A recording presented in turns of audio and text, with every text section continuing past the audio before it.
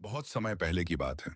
हरे भरे खेतों, साफ नदियों और शांत वातावरण से घिरा हुआ एक सुंदर सा गांव था।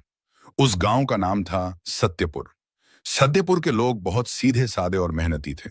वे सुबह सूरज निकलते ही अपने काम पर लग जाते और शाम को ईश्वर का नाम लेकर दिन पूरा करते। गांव में कोई बड़ा झगड़ा नहीं होता था।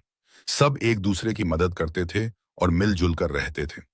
गांव में किसान थे, कुम्हार थे, बढ़ई थे और कुछ ग्वाले भी थे। सबका जीवन सादा था, पर मन में संतोष था। गांव के बुजुर्ग बच्चों को अच्छी बातें सिखाते और बच्चे बड़ों का सम्मान करते थे। गांव में एक छोटा सा मंदिर भी था, जहां रोज सुबह शाम दिया जलता था। गांव का वह साधारण लड़का था। उसका नाम था नीलकंठ। नीलकंठ कोई अमीर नहीं था, न ही बहुत ताकतवर। उसके कपड़े अक्सर पुराने रहते, पैर में जूते भी नहीं होते। वह थोड़ा सा अलग स्वभाव का था। वह ज्यादा बोलता नहीं था, लेकिन मन ही मन ईश्वर पर बहुत भरोसा करता था। नीलकंठ को लोग ज्यादा गंभीरता से नहीं लेते थे। कुछ लोग तो उसका मजाक भी उड़ाते थे। कोई कहता, ये तो बस बातें करता है, काम का नहीं है। कोई कहता, दिन भर मंदिर के पास बैठा रहता है, इससे क्या होगा। गांव के बच्चे भी कभी कभी उसे चिढ़ाते थे, लेकिन नीलकंठ बुरा नहीं मानता था। वह बस हल्की सी मुस्कान के साथ सब सह लेता था। एक का समय था। अचानक गांव की पगडंडी पर धूल उड़ती दिखाई दी। लोग देखने लगे कि कौन आ रहा है। थोड़ी ही देर में एक ऋषि गांव में प्रवेश कर गए। उनका शरीर तेज से चमक रहा था। उनकी आंखों में अजीब सा घमंड झलक रहा था। सिर पर जटा, हाथ में कमंडल और चेहरे पर कठोरता थी। गांव वालों ने ऐसा तेजस्वी व्यक्ति पहले कभी नहीं देखा था।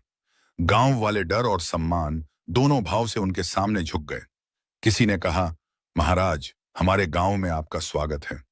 ऋषि ने चारों ओर देखा और ऊंची आवाज में बोले, मैं महान तपस्वी हूं। मेरी शक्तियां अपार हैं। जो मेरी बात नहीं मानेगा, उसे दंड मिलेगा। उनकी आवाज सुनकर गांव के लोग सहम गए। पहले तो सबने सोचा कि यह कोई सिद्ध महापुरुष होंगे, लेकिन उनकी बातें डराने वाली थीं। ऋषि का डर फैलाना कुछ ही समय में ऋषि ने अपनी शक्तियों का प्रदर्शन शुरू कर दिया। कभी वे आग जला देते, कभी जमीन से धुआं निकाल देते।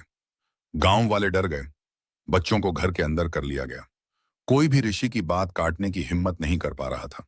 ऋषि ने गांव वालों से कहा, दिशा गांव मेरे नियमों पर चलेगा। जो मेरी सेवा करेगा वही सुरक्षित रहेगा। गांव वालों ने डर के मारे सिर झुका लिया। कोई बोला नहीं।